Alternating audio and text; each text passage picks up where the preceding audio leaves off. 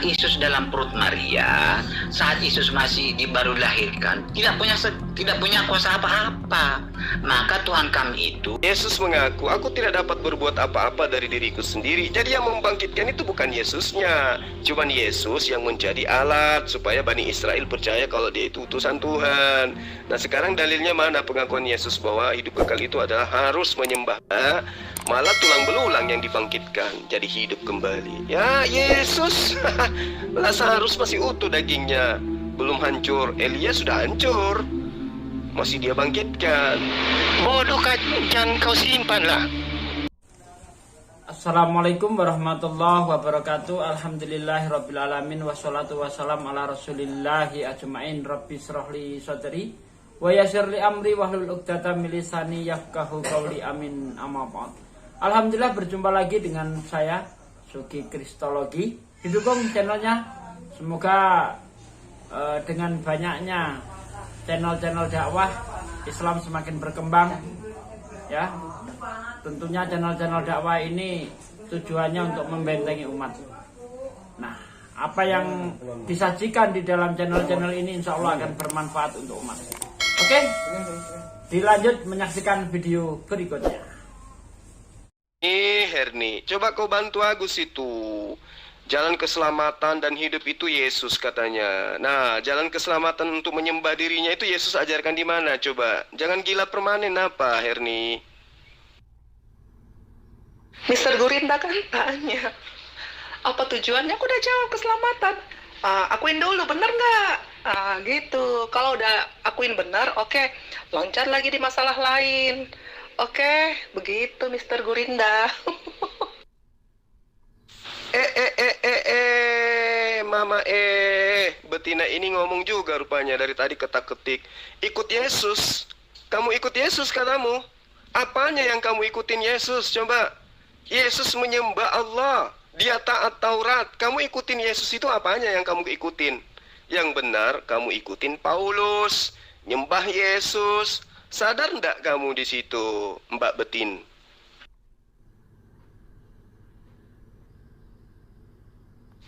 Yesus Tuhan, itu pasti. Yesus bisa mengampuni dosa loh. Ada ayatnya di Alkitab. Manusia bisa nggak menghapus dosa? Ya hanya bisa menghapus dosa kan Tuhan. Jadi Yesus Tuhan. Artinya apa? Kalau Yesus menghapus dosamu, kamu pasti akan selamat. Tapi kalau enggak, ya enggak gitu loh. Enggak gitu loh. Mana coba tunjukkan ayatnya. Aku Yesus mengampuni dosamu. Mana. Aduh. Ibu ini sudah tua, masih juga suka bohong, penipu.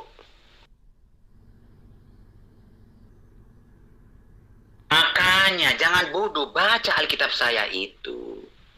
Saat Yesus dalam perut Maria, saat Yesus masih baru dilahirkan, tidak punya kuasa apa-apa. Maka Tuhan kami itu sangat maha kuasa dan maha tidak kuasa. Makanya pelajari, jangan hanya bertanya-bertanya.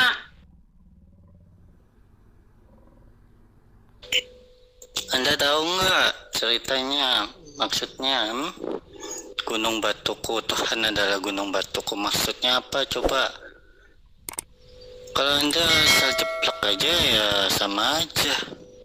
Nggak tahu maksudnya, nggak tahu artinya ya. Tidak semudah seperti itu ya. Ya Asuma ya. Tidak seperti itu kesimpulannya. Ada artinya kenapa Tuhan menyebutkan Tuhan gunung batuku dan keselamatanku di dalam Alkitab. Artinya apa? Coba mikir. Ya, saya beritahu ya, supaya Anda dan teman-teman muslim itu mengerti. Arti Tuhan adalah gunung batu dan perlindunganku. Artinya adalah Tuhanlah naungan kita. Ya. Kita sebagai umatnya hanya berserah kepadanya. Itu artinya. Dan Tuhanlah yang melindungi kita dari segala bahaya, dari segala percobaan. Ya, kalau tidak tahu artinya ya sama aja memahami Quran ya, tentang surat Al-Fatihah, Baqarah ya. Kalau tidak tahu artinya sama aja ya. Ya udah jelasin aja. Kalau Allah di dalam kitabnya Bani Israel diterangkan Allah itu Tuhan gunung batu, itu maksudnya apa? Apakah itu berbicara mengenai kemahakuasaannya, kekuatannya, kedahsyatannya dia sebagai esensi pencipta atau gimana? Nah, Tuhan gunung batu cocok nggak dinobatkan kepada Yesus? Itu dulu coba terangin. Kenapa nggak cocok? Cocok aja. Ya, ibaratkannya seperti itu. Anda bisa mengatakan hal seperti itu, saya juga bisa mengatakan hal seperti itu. Ya, Tuhan adalah gunung batuku dan keselamatanku. Memang Yesus siapa? Yesus adalah Sang Pencipta. Yesus adalah Roh Allah sendiri, Roh Kudus sendiri yang turun ke muka bumi dan menjelma menjadi manusia. Begitu Mas ya. Ya, Yesus adalah pencipta itu kalau hanya berdasar iman. Nah, sekarang coba gunakan akal sehat. Benarkah anak Maria itu pencipta? Benarkah manusia itu adalah pencipta alam semesta? Coba Anda jawab ini dengan menggunakan pendekatan akal. Silakan. Oh, begitu kan, Jos Ricky. Anda mencoba mempelintir ayat Alkitab. Ayat mana yang kamu baca tadi? Ayo tunjukin ayatnya. Gak usah nangis, jawab aja dulu. Justru situ yang memelintir ajarannya Yesus. Coba. Mana dalilnya? Nyembah Yesus adalah merupakan jalan keselamatan dan hidup dari dia. Mana? Kamu itu kerjanya melintir aja, nipu aja kau itu. Kamu yang memelintir, kamu katakan nyembah Yesus itu adalah keselamatan. Mana dalilnya pengakuan Yesus? Yesus jalan. Nah, yang jalan siapa? Yesus. Yang kamu imani siapa? Karangan penulis yang mengatakan orang-orang pada sujud menyembahnya. Nah, sekarang yang kamu mau ikuti itu Yesus atau siapa sih? Ini saya masih kasih kesempatan kamu 5 menit. Coba tunjuk dalilnya. Yesus itu jalan keselamatan dan hidup. Barang siapa yang menyembahnya, barang siapa yang menyembahku, maka dia akan memperoleh hidup yang kekal. Tunjuk dalilnya mana? Itu udah jelas. Yesus bangkitkan anak yang mati, nggak usah minta izin sama bapaknya. Nah, apalagi hujatmu Anda? Masih juga pede dengan kopasan sampah lo. Ayo, ayat mana yang Yesus harus berdoa dulu untuk memohon? Apakah itu terjadi sesudah anak ini atau sebelum anak ini? Ayo lo jawab. Yesus mengatakan, pekerjaan yang kulakukan bukan dari diriku sendiri, tetapi itu pekerjaan dari Bapakku. Ayo, apa yang aku lakukan itu apa yang diperintahkan oleh Bapakku untuk aku lakukan. Ayo, Yohanes 17 nomor 7. Baca tuh, plototin tuh. Semua yang ada pada diriku, semua berasal daripada Allah. Ayo, tidak ada yang berasal dari Yesus itu. Semua berasal daripada Allah, Tuhannya Yesus. Paham, Gus? Jawab, tolol. Lu jangan munafik dengan comot-comot ayat Alkitab tanpa ngerti. Pertanyaan gua sederhana. Yesus bangkitkan orang sebelum atau sesudah dia bangkitkan anak kecil itu? Jawab. Yesus mengaku Yohanes 5 nomor 30, aku tidak dapat berbuat apa-apa dari diriku sendiri. Jadi Yesus membangkitkan orang mati itu bukan dirinya, tapi Bapaknya Yesus. Baca Yohanes 14. Pekerjaan-pekerjaan yang Yesus lakukan itu bukan dari dirinya sendiri, tapi dari Bapaknya yang telah mengutus dia. Ayo, jangan gila permanen. Agus, Agus. Allah yang kau sembah itu sungguh Mustahil dia bisa selamatkan kamu, karena kamu berteriak pada batu. Nah, buktinya, apakah Allah akan membiarkanmu sedangkan Allah belum mengetahui? At-Taubah 16. Allah menurunkan besi agar Allah mengetahui siapa yang akan menolong agamanya. Al-Hadid 25. Bukti Allah lu nggak tahu apa-apa tentang manusia. Baca lagi Al-Anfal 21-24. Jika Allah mengetahui suatu kebaikan dalam hati mereka, tentulah mereka dapat mendengar. Inikah Allah yang maha buta akan hati manusia?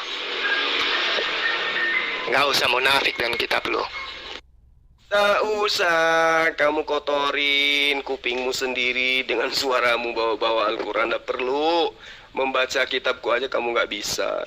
Ya, sekarang gini, mana coba dalilnya menyembahku adalah mendapatkan hidup yang kekal? Itu aja dulu. Kamu kan menyembah Yesus. Apa pijakanmu? Yesus jalan kebenaran dan hidup. Nah, mana ajaran Yesus kalau mendapatkan hidup kekal itu harus menyembah Dia? Tunjuk dalilnya, silakan.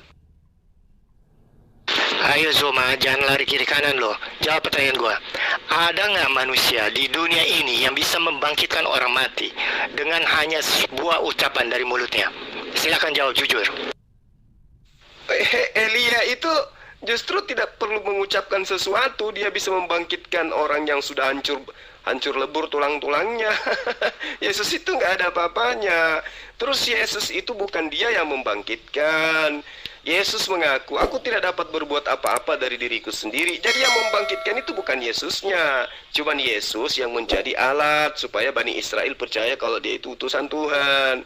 Nah, sekarang dalilnya mana pengakuan Yesus bahwa hidup kekal itu adalah harus menyembahku? Silakan. Nggak usah lari kau. Jawab saya.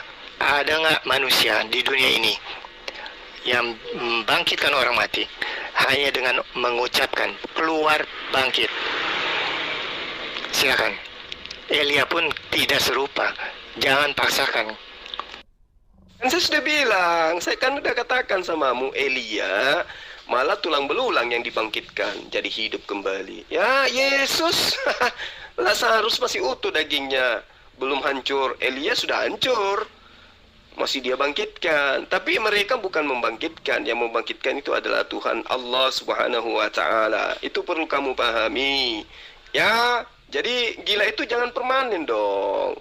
Kamu harus belajar. Nah, sekarang Yesus bisa membangkitkan dan seterusnya menurutmu. Yesus mengaku, aku tidak dapat berbuat apa-apa dari diriku sendiri. Berarti yang membangkitkan bukan dirinya, tapi Tuhannya.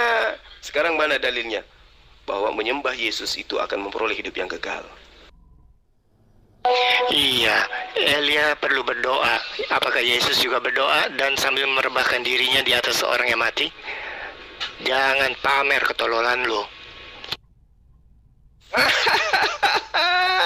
Yesus bukan berdoa lagi, malah dia mengaku, aku tidak dapat berbuat apa-apa dari diriku sendiri. Aduh, kamu ini tuyul, benar-benar tuyul kamu ini.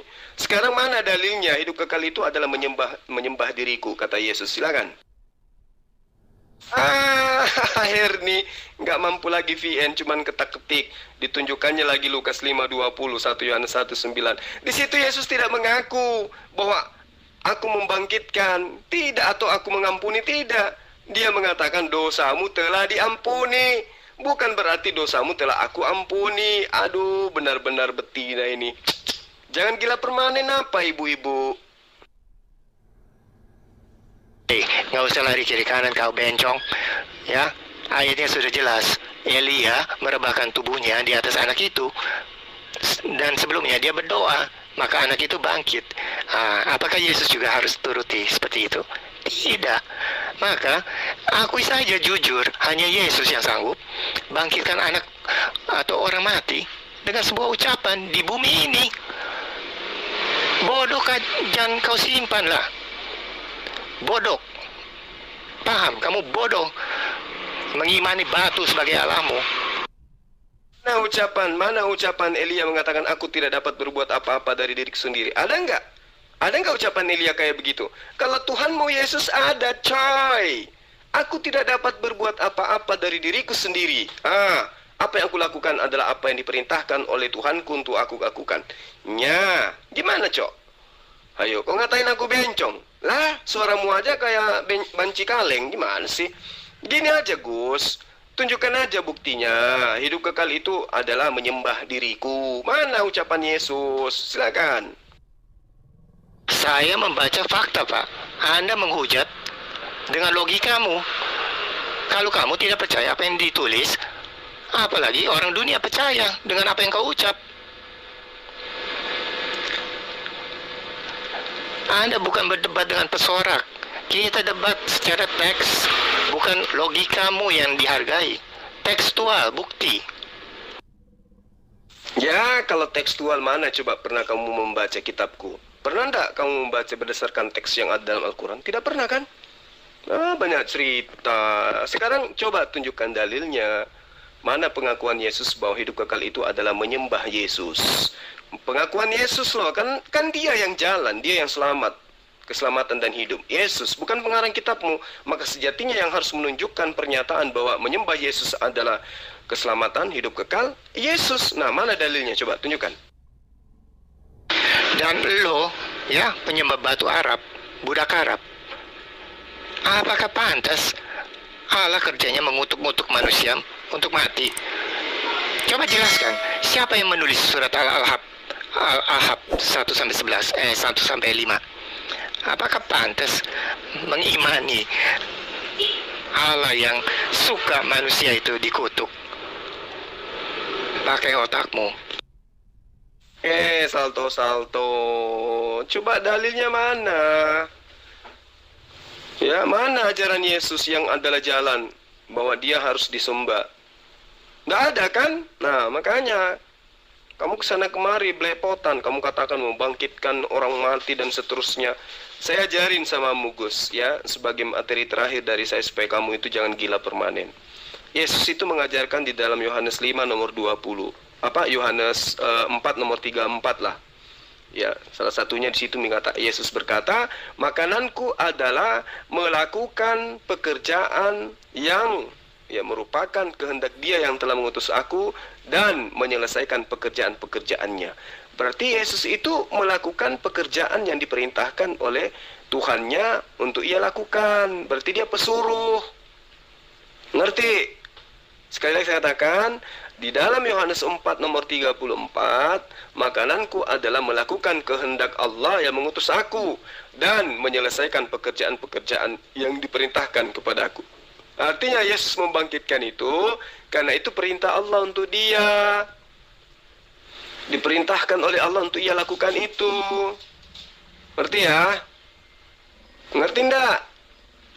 Nah, makanya saya katakan, lalu kemudian dalam Yohanes 5 nomor 20, sebab Bapa mengasihi aku dan Ia menunjukkan kepada aku segala sesuatu yang dikerjakannya sendiri, bahwa Bapa akan menunjukkan kepadanya pekerjaan-pekerjaan yang lebih besar daripada pekerjaan itu sehingga kamu menjadi heran. Nah, itu pengajaran Yesus itu. Kemudian Yohanes 5 nomor 36, aku mempunyai kesaksian lebih besar daripada kesaksian Yohanes, yaitu segala pekerjaan yang diserahkan Bapa kepada aku supaya aku melaksanakannya. Nah, pekerjaan itulah yang kukerjakan sekarang, dan itulah yang memberikan kesaksian tentang aku bahwa Bapa mengutus aku. Jadi Yesus itu melakukan pekerjaan mujizat apapun, itu semua adalah perintah dari Bapaknya. Jadi berhenti kau menyembah Yesus hanya karena Yesus itu membangkitkan Lazarus dan seterusnya. Kenapa? Karena Yesus membangkitkan itu karena perintah dari Bapaknya. Saya ulang, Yohanes 5 nomor 36. Tetapi aku mempunyai satu kesaksian yang lebih penting dari kesaksian Yohanes. Apa itu?